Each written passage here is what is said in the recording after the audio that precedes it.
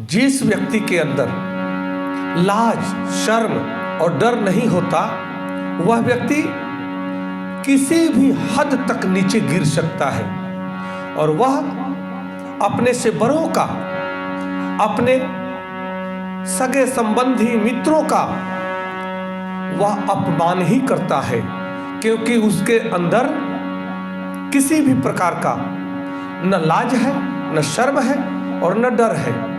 वह तुच्छ व्यक्ति संकीर्णता से युक्त हो जाता है और संकोच एक ऐसी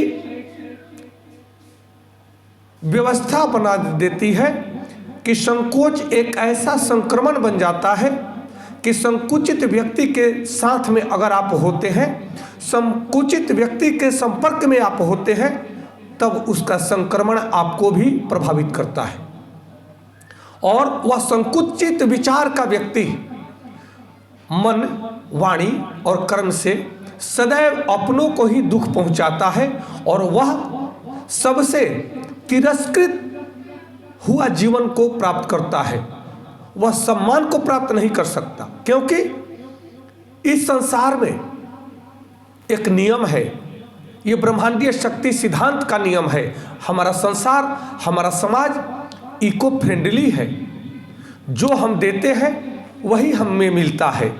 अगर हम ईर्ष्या क्रोध से बात करते हैं तब सामने से भी हमको ईर्ष्या क्रोध कई गुना हमको मिलता है। हम प्रेम से बात करते हैं तब हमें कई गुना प्रेम प्राप्त होता है, मिलता है।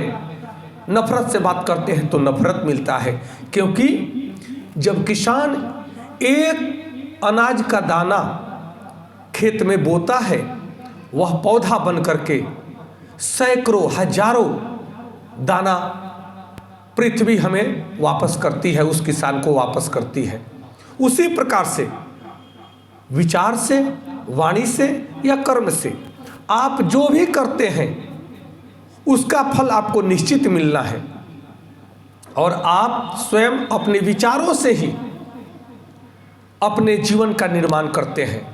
सुखी और दुखी होना ये आपके ऊपर डिपेंड करता है, आपके ऊपर निर्भर करता है कि आप सुखी होना चाहते हैं या दुखी होना चाहते हैं। सुखी होना है तो सुखद वातावरण बनाएं और दुखी होना है तो संकुचित, संकीर्ण मानसिकता के साथ में हमेशा ईर्ष्यालु वातावरण में बने रहें, तब आपके जीवन में दुखों का अंबार लग जाएगा।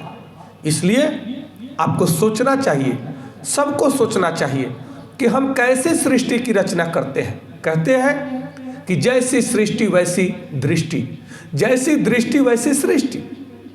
हमारी दृष्टि जैसी है, हमारा वाणी जैसा है, हमारा विचार जैसा है, हमारा कर्म जैसा है, वैसा ही हम अपने जीवन में सृजन करते हैं और उसी प्रकार से सृष्टि का सृजन होता है। इसलिए हम सब लोगों को चाहिए कि क्यों ना स्वर्गमय वातावरण बनाए, आनंदमय वातावरण बनाए, क्योंकि ध्यान रखना, ये जो समय है ये जो वापस चला जाएगा फिर वो लौट करके वापस नहीं आएगा।